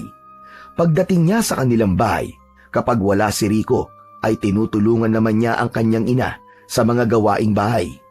Kahit paano, ay ramdam ni Joel ang ginhawa ng pagkakaroon ng trabaho. Ngunit sa likod nun, ay nananatili ang kakaibang kaba na dulot ng misteryosong alaga ni Mayora Elena.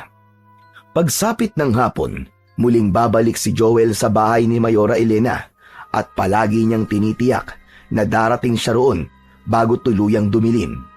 Sa bahay ni Mayora Elena, pakiramdam ni Joel ay napakabagal ng takbo ng oras. Matipid pa ring magsalita si Mang Hector. Kakausapin lang siya nito kapag merong iuutos. Pagkatapos ng hapunan, ay hinahanda na ni Mang Hector ang pagkain ng alaga ni Mayora Elena at dadalhin na yun ni Joel sa basement. Sa tuwing magtutungo siya roon, ay palagi niyang nakikita ang palanggana at takip nun na wala ng laman na kinukuha niya upang linisin. At doon na natatapos ang trabaho niya, kaya libre na ang kanyang oras. Isang hapon, pagdating ni Joel sa bahay ni Mayora Elena, ay agad siyang sinalubong ni Mang Hector sa may pintuan. Nagulat siya dahil bigla na lang sumulpot ang matandang lalaki na parang alam na nito ang oras ng kanyang pagdating. Nakakagulat ka naman, Mang Hector. Akala ko'y kung sino na. Pinapapunta ka ni Mayora Elena sa opisina niya sa itaas. Doon ka muna dumiretso. Sige po, Mang Hector. Pupunta na po ako. Iniwan ni Joel ang kanyang bag sa tabi ng sofa at agad na umakyat sa ikalawang palapag ng bahay. Nang makarating siya sa itaas, tumigil siya sa harap ng pinto ng opisina ni Mayora Elena at maingat na kumatok. Nang marinig niya ang boses ni Mayora Elena sa loob na pinapapasok siya, ay sa kanya binuksan ang pinto. Nakita niya si Mayora Elena na nakaupo habang abala sa mga papeles na nasa harapan nito. Joel, halika. Maupo ka. Naglakad si Joel palapit at umupo sa bakanting upuan na nasa harapan ng lamesa ng mayor. Sandaling inilapag ni Mayor Elena ang mga hawak na papeles at tumingin kay Joel. Kumusta naman ang pagtatrabaho mo rito? Okay naman po. Nasanay na rin po ako kahit papano. Mabuti naman. Alam mo bang 1 buwan ka na pala rito? Ano? 1 buwan na po? Ang totoo po hindi ko alam. Hindi ko na po napansin ang paglipas ng araw.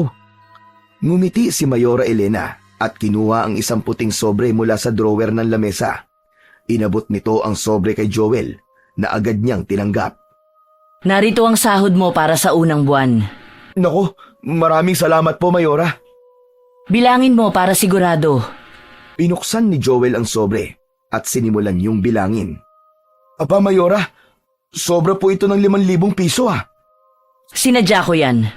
Sinabi sa akin ni Mang Hector na maayos mong ginagawa ang trabaho mo, kaya bonus ko yan para sa'yo. Salamat po talaga, Mayora. Malaking bagay na po ito para sa akin at sa pamilya ko. Walang anuman. Basta ipagpatuloy mo lang ang maayos na trabaho at sundin ang mga patakaran ko rito. Kapag gano'n ang ginawa mo, siguradong wala tayong magiging problema. Opo, Mayora. Asahan niyo po na hindi ko kayo bibiguin at pagbubutihan ko pa po ang aking trabaho. Sige na, makakalabas ka na. Magkita na lang tayo mamaya sa hapunan. Uling nagpasalamat si Joel bago siya tumayo. Pakiramdam niya ay nakalutang siya sa hangin sa sobrang saya dahil sa nakuha na niya ang una niyang sahod. Habang naglalakad pababa, ay inisip niya kung ano-ano ang bibili niya sa pera na yon. Kinagabihan, matapos mapakain at makuha ang walang laman na palanggana sa labas ng kulungan at malinis yun, ay nagtungo na si Joel sa silid niya sa bahay na yon.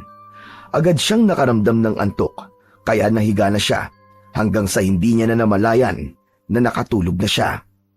Madaling araw nang nagising si Joel sa kalagitnaan ng kanyang mahimbing na tulog. Napabalikwas siya nang marinig ang isang malakas at nakakatakot na pag-angil na parang galing sa isang mabangis na hayop. Bumilis ang tibok ng kanyang puso. Agad niyang binuksan ang lampshade na nakapatong sa maliit na lamesa sa tabi ng kanyang kama. Kasunod ng pag-angil na yon, narinig niya ang ingay ng mga nagmamadaling yabag at tila pagkakagulo mula sa ibaba ng bahay. Tumayo siya mula sa kanyang higaan at maingat na binuksan ang pinto ng kanyang kwarto. Dumungaw siya sa madilim na pasilyo at mas naging malinaw ang ingay na naririnig niya sa ibaba. Narinig ni Joel ang tinig ni Mayora Elena at Mang Hector sa may sala. Mang Hector, bilisan mo! Hindi siya dapat makawala! Huwag kayong mag-alala, Mayora. Naisarado ko na kagad ang pinto bago siya makalabas.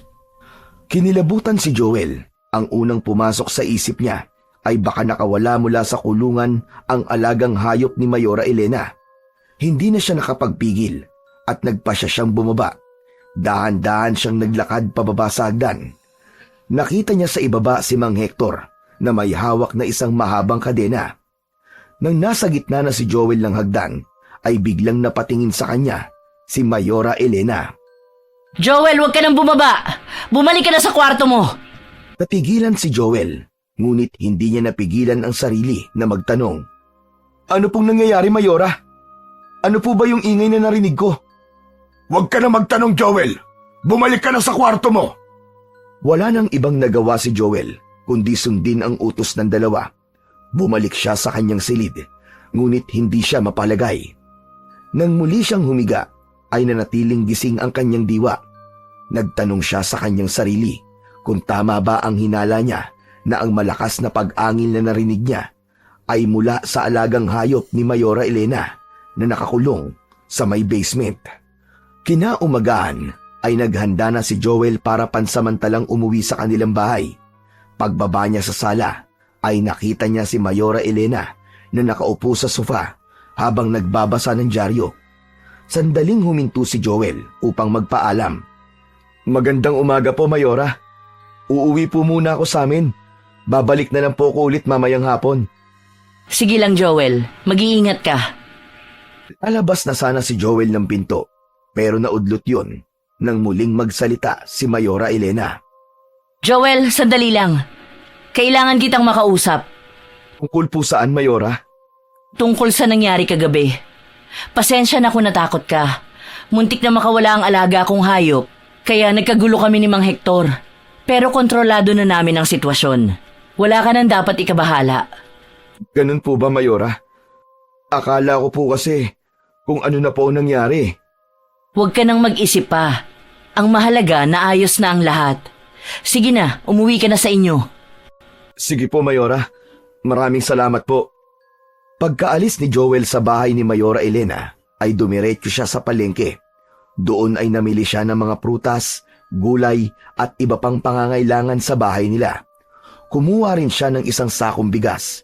Matapos makumpleto ang pinamili, ay sumakay na siya ng tricycle na siyang maghahatid sa kanya sa kanilang bahay. Pagkarating ni Joel sa bahay nila, ay agad na bumungad sa kanya si Rico.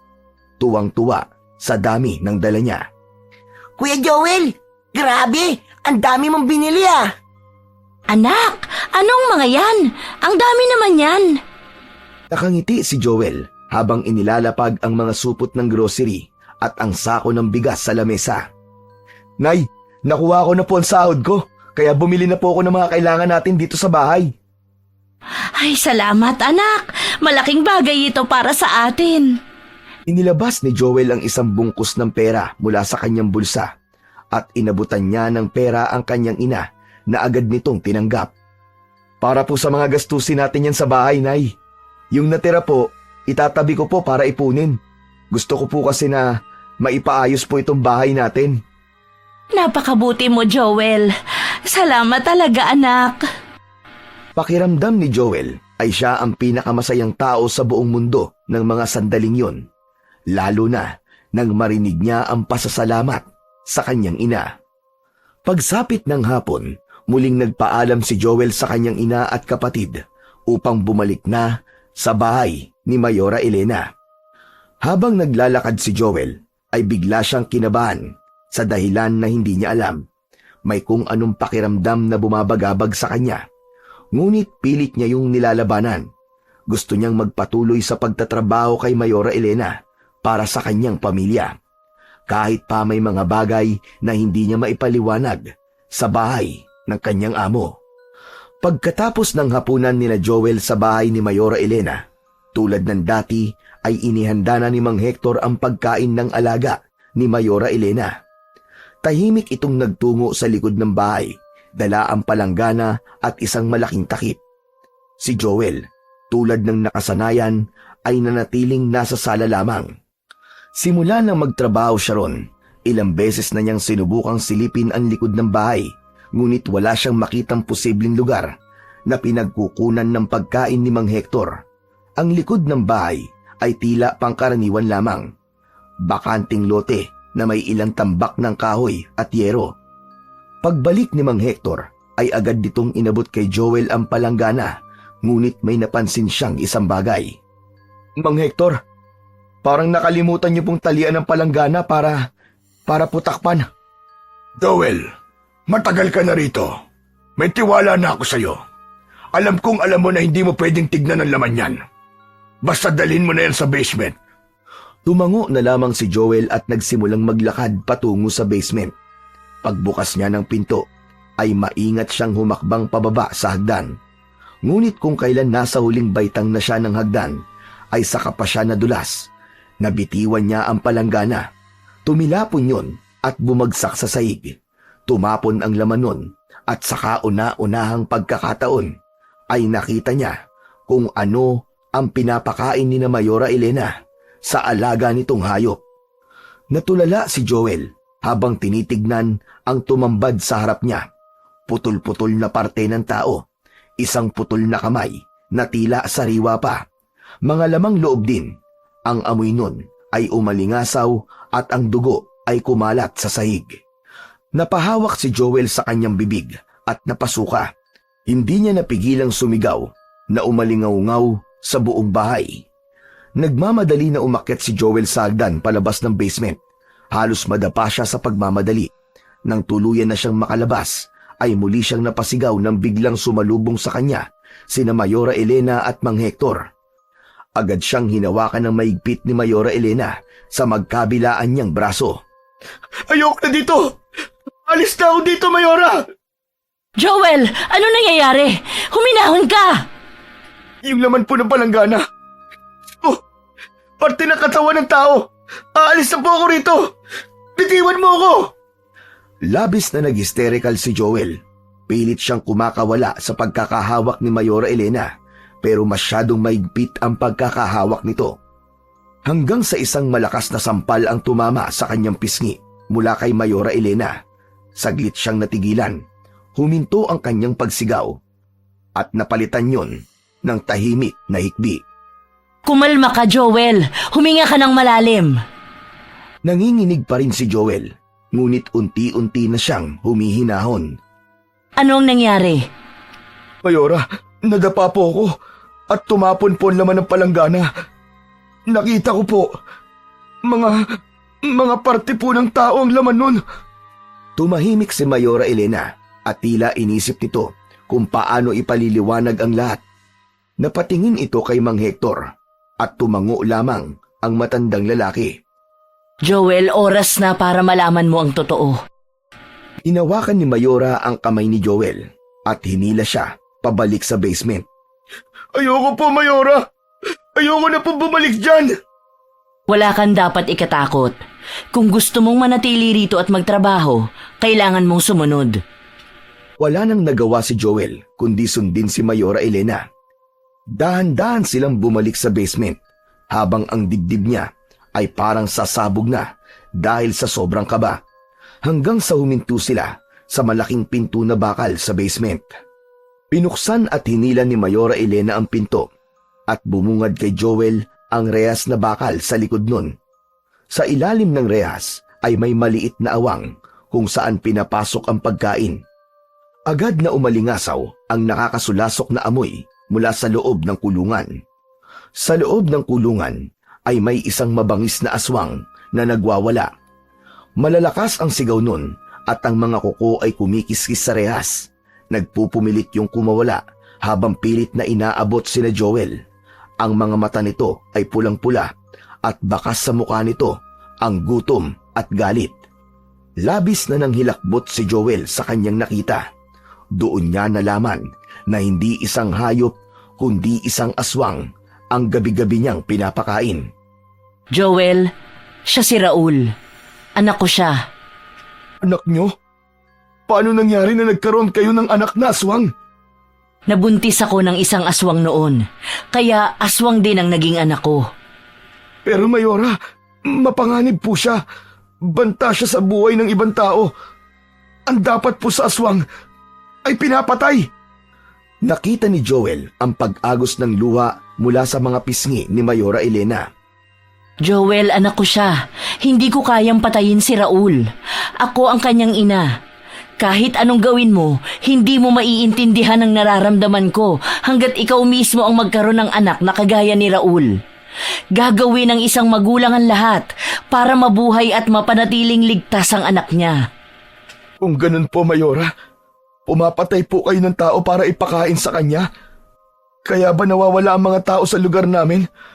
Ay ganun ang ginagawa nyo? Hindi ko kayang kumuha ng buhay ng tao. May mga ospital akong kinakausap. Kinukuha ko ang mga bangkay na wala nang nagkiklaim. Hindi ako mamamatay tao, Joel. Kaya tatanungin kita, handa ka pa rin bang magtrabaho rito sa kabila ng mga nalaman mo? Sandaling tumahimik si Joel upang mag-isip. Alam niyang malaki ang posibilidad na totoo ang sinabi ni Mayora Elena. Ngunit ramdam pa rin niya ang bigat ng sitwasyon. Hindi niya na alam kung ano ang dapat niyang gawin at paniwalaan. Sa huli, napag-isip-isip niya na mukhang hindi naman na kayang makawala ni Raul sa kulungan. At kung totoo ang sinasabi ni Mayora, maaaring wala naman itong ginagawang direktang banta sa mga tao. Sige po, Mayora. Mananatili po ako rito dahil kailangan ko po ng trabaho. Pero, sana nga totoo lahat ng sinasabi nyo. Yumakap bigla si Mayora kay Joel at humagulgol sa labis na pasasalamat. Salamat, Joel. Salamat sa tiwala mo. Sa kabila ng yakap ni Mayora Elena, ay nanatili ang kaba sa puso ni Joel. Alam niyang kahit na anong sabihin nito, ay maaari pa ring magdala ng panganib sa lahat ang lihim nito, lalo na kapag nakatakas ang anak nitong aswang. Kinabukasan ng umaga, nakatulala si Joel habang naglalakad pauwi mula sa bahay ni Mayora Elena. Mabigat ang kanyang mga hakbang, Paulit-ulit na bumabalik sa kanyang isipan ang mga nakita niya sa basement. Tila isang bangungot na hindi niya kayang takasan ang mukha ng anak na aswang ng kanilang mayora. Pagdating niya sa kanilang bahay, sumalubong sa kanya ang nanay niya na umiiyak. Nababahala na nilapitan ito ni Joel. Nay, bakit po kayo umiiyak? Ano po nangyari? Joel! Ay, salamat sa Diyos at dumating ka na. Si Rico, kagabi pa siya nawawala. Hindi pa siya umuuwi. Parang pinagsakluban ng langit at lupa si Joel sa kanyang narinig. Nanlaki ang kanyang mga mata at bumilis ang tibok ng kanyang puso. Ano? Paano nawawala, Nay? Saan po siya nagpunta? Hindi ko alam, anak. Sinabi niya kagabi na may pupuntahan siya. Pero hanggang ngayon, wala pa rin siya eh. Nayahanapin ko po si Rico. Huwag kayong mag-alala. Gagawin ko po ang lahat para makita siya. Agad na bumalik si Joel pabalik sa bahay ni Mayora Elena. Wala na siyang ibang maisip na maaaring makatulong sa kanya, kundi ang kanilang mayor. Pagdating sa bahay ni Mayora Elena, ay nagmamadali siyang kumatok sa gate na agad namang binuksan ni Mang Hector. Bumakas ang pagtataka sa mukha nito nang makita siya. Joel, ano nangyari? Bakit bumalik ka? Hindi ba't pauwi ka na sa inyo? Kailangan ko po makausap si Mayora. Nandyan pa ba siya? Nasa sala siya. Hindi na hinintay ni Joel na papasukin pa siya ni Mang Hector at tumakbo na siya ng mabilis papasok sa bahay. Pagdating sa sala, nakita niya si Mayora Elena na umiinom ng kape. Nilapitan niya agad ito at lumuhod sa harapan nito. Joel, anong nangyayari? Bakit parang balisa ka? Mayora, nawawala po ang kapatid ko. Kagabi pa po siya hindi umuwi. Kailangan ko po ng tulong nyo. Alam ko po na kayo lamang po may kakayahan na matulungan ako. Nakikiusap po ako sa inyo, Mayora. Tumayo si Mayora Elena at marahan itong hinila patayo si Joel. Huwag kang mag-alala. Gagawin ko ang lahat para mahanap ang kapatid mo. Nangangako ako. Maraming salamat po, Mayora. Sana hindi pa po uli ang lahat kapag nakita niyo ang kapatid ko. Magdasal ka lang. Papakinggan tayo ng nasa itaas. Sa pagkakataon na yon, alam ni Joel na wala na siyang ibang makakapitan kundi si Mayora Elena. Umasa rin siya na talagang tutulungan siya nito, lalo na't alam niya ang sikreto nito na maaaring magpabagsak dito. Hindi na muna umalis si Joel sa bahay ni Mayora Elena ng araw na yon. Pagsapit ng gabi, nagatid siyang muli ng pagkain sa basement. Ngunit sa pagkakataon na yon, ay takot na siya dahil alam na niya na isang mabangis na aswang ang nakakulong sa likod ng bakal na pinto. Matapos ang kanyang trabaho ay nagkulong na siya sa kwarto. Sinubukan niyang matulog pero hindi niya magawa dahil hindi maalis sa isip niya ang pag-aalala para sa nawawala niyang kapatid. Inabot na ng madaling araw si Joel, ngunit gising na gising pa rin ang kanyang diwa. Maya-maya ay nakaramdam siya ng matinding pagkauhaw. Bumangon siya at nagpasyang bumaba sa kusina upang uminom ng tubig. Tahimik siyang naglakad palabas ng kwarto. Maingat ang kanyang mga hakbang upang hindi siya makagawa ng ingay na maaaring makaistorbo sa ibang tao na natutulog na sa bahay na yon. Pababa na sana si Joel ng hagdan nang bigla siyang natigilan. Narinig niya kasi ang pabulong na pag-uusap ni na Mayora Elena at Mang Hector sa salas. Hindi na tayo pwedeng maghintay, Hector. Kailangan na nating patayin si Joel. Wala akong tiwala sa lalaking yun. Malamang sasabihin din niya sa iba ang nalaman niya tungkol sa itinatago kong anak. Sigurado ho ba kayo, Mayora? Gagawin ko rin ba sa kanya ang ginawa ko sa pinalitan niya na nagpapakain kay Raul? Oo, ikaw na ang pumatay kay Joel. At pagkatapos, ipakain mo ang bangkay niya sa aking anak. Nanlaki ang mga mata ni Joel sa kanyang narinig. Napaatras siya ng bahagya, ngunit nasagi niya ang isang malaking banga na nasa gilid ng hagdan. Natumba yon at bumagsak sa sahig. Nagkapira-piraso ang banga. Nanlamig si Joel nang biglang tumingin sina Mayora Elena sa kanyang kinaroroonan. Sa takot, agad na tumakbo si Joel pabalik sa kanyang kwarto at nagkulong. Humihingal siya habang naghahanap ng pwede niyang gamitin upang ipagtanggol ang kanyang sarili. Hanggang sa napansin niya ang isang lumang telepono sa mesa. Nanginginig ang kanyang mga daliri habang dinadayal ang numero ng pulis. Mabuti na lang at may sumagot agad sa kabilang linya. Kailangan ko po ng tulong. Nasa bahay po ako nila Mayora Elena. Papatayin po nila ako. Parang awa niyo na po. Tulungan niyo ako. Bilisan niyo po. Napapitlag si Joel nang marinig niya ang marahas at malakas na katok sa pinto. Ibinaba niya ang telepono at napaatras. Joel, buksan mo ang pinto! Mag-usap tayo! Alam ko na ang plano niyo. Narinig ko ang lahat. Hindi niyo ako mapapatay. Hector, kunin mo ang susi ng kwartong ito! Mas lalong nataranta si Joel nang marinig ang sinabing yon ni Mayora Elena. Nagdasal na lang siya sa Diyos na sana ay walang masamang mangyari sa kanya sa gabing yun. Makalipas ang ilang sandali, nabuwayan ng loob si Joel nang marinig niya ang tunog ng sirena ng pulis mula sa labas ng bahay. Dumungaw si Joel sa bintana at malakas na sumigaw. Nandito ako! Tulong! Tulungan niyo ako! Nandito ako! Mabilis na pumasok ang mga pulis sa bahay. Sa pagkakataon na yun, ay huminto na si Mayora Elena sa pagkatok sa pinto. Narinig ni Joel ang papalayong yabag nito, kaya nahinuha niya na umalis na ito at pumunta sa kung saan. Isang malalim na paghinga ang pinakawalan ni Joel. Naglakad siya palapit sa pinto at marahan niyong binuksan. Sumilip muna siya at nang masiguro na wala na si Mayora Elena, ay saka siya lumabas at malalaki ang mga hakbang na tinungo niya ang hagdan pababa. Sa baba ay nakita niyang nakabukas ang pinto ng basement. Kaya naman nagkaroon siya ng kutob na doon nagpunta si Mayora Elena. Sa sala naman ay nakita ni Joel ang mga pulis. Agad siyang lumapit sa mga yon. Salamat po't dumating po kayo kagad. Meron pong itinatagong aswang si Mayora Elena sa basement. Kailangan niyo pong makita yon. Napatingin ang mga pulis sa isa't isa na parabang hindi naniwala ang mga yon sa sinabi ni Joel. Ngunit sa huli ay nagdesisyon pa rin ang mga pulis na magtungo sa basement. Magkakasunod na naglakad ang mga pulis papunta sa pinto ng basement, habang si Joel naman ay pinili na sumunod sa mga yon kahit natakot siya.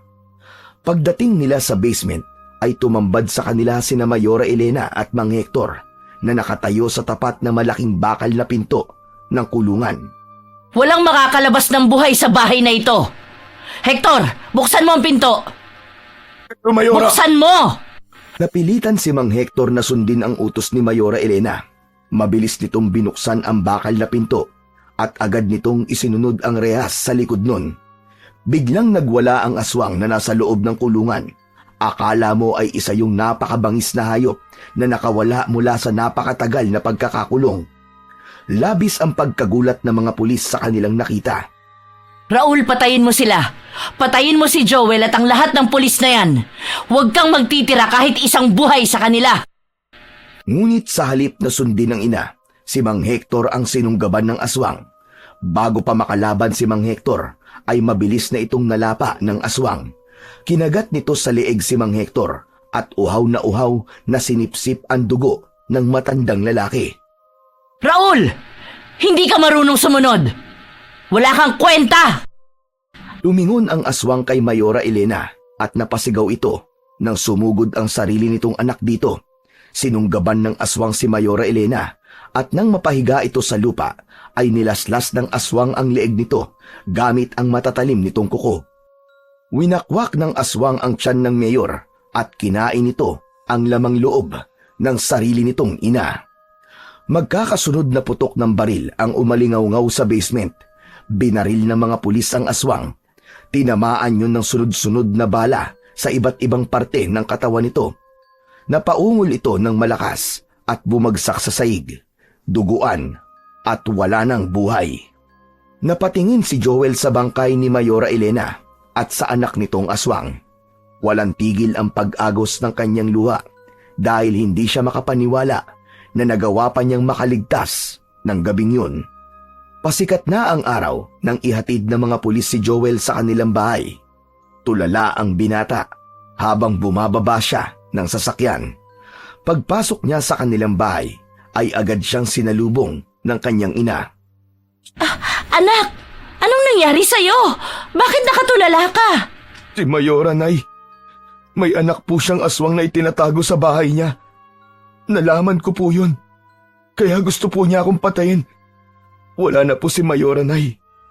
At ang kanyang anak na aswang. Patay na po sila. Mabuti na lang po. At nakatawag po ako sa mga pulis. Hindi na nagsalita si Aling Berta at niyakap na lang nito ang anak na si Joel. Ay, salamat sa Diyos at nakaligtas ka, anak. Pero, nasa na kaya ang kapatid mo? Di ko po alam, Nay. Pero kung nasaan man si Rico, sana po iligtas din siya kagaya ko. Pagsapit ng umaga, habang nag-aalmusal sina Joel at Berta, ay isang sasakyan ng pulis ang huminto sa tapat ng kanilang bahay. Lumabas sila at nakita nila ang isang pulis na kasama si Rico. Rico! Anak! Mabilis silang tumakbo palapit kay Rico. Niyakap nina Joel at Aling Berta si Rico at nagkaiyakan silang tatlo. Anak! Ay, salamat sa Diyos at ligtas ka! Ano bang nangyari sa'yo? Dinukot po ako ni na Mayora Elena at ng isang matandang lalaki. Dinala po nila ako sa basement sa likod ng bahay ni Mayora. Doon po nila ako ikinulong, kasama ng iba pang mga tao na dinukot nila. Mabuti na lang po at nahanap ng mga pulis ang daan papunta sa basement sa likod ng bahay na yun. Kundi po, baka doon na po kami mamatay lahat. Kaya pala maraming nawawala sa lugar natin. Si Mayora pala ang may kagagawan ng lahat. Ginagawa niyang pagkain ng anak niyang aswang ang mga tao. Ay, Diyos ko! Kaya pala napakabait ni Mayora sa mga tao. Yung pala para maitago ang kasamaan niya. Ngunit sa kabila ng mga takot at paghihirap, naging masaya ang araw na yun para kina Joel, Nanay Berta at Rico. Dahil ligtas na sila at wala na si Mayora Elena na inakala nilang mabuting tao. Ngunit may itinatago palang madilim na sikreto. Bang magkakasalo sila sa hapunan, napagtanto ni Joel ang isang bagay. Hindi talaga natin kilala ang tunay na ugali ng mga tao. Kahit ang ipinapakita pa nila ay puro kabutihan. Pero nagpapasalamat po ako sa Diyos at nalampasan natin ang lahat ng ito. Tama ka, Joel. Ang mahalaga, ligtas kayong dalawa ng kapatid mo at magkakasama pa rin tayong tatlo. Simula nang mangyari ang lahat ng yon, ay mas lalong nagsumikap sa buhay si Joel. Natanggap siya sa isang pagawaan ng damit sa bayan. Mula sa pinakamababang posisyon, ay umangat siya at naging isang supervisor dahil sa ipinapakita niyang sipag at dedikasyon sa kanyang trabaho.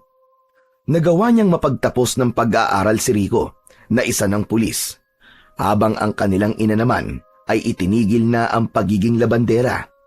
Ang kaibigan ni Joel na si Balong ay ipinagpatuloy ang legasiya ng namatay nitong lolo at ito na ang naging albularyo sa kanilang lugar. Napagtanto ni Joel na hindi lahat ng nagpapakita ng kabutihan ay mapagkakatiwalaan at may mabuting intensyon.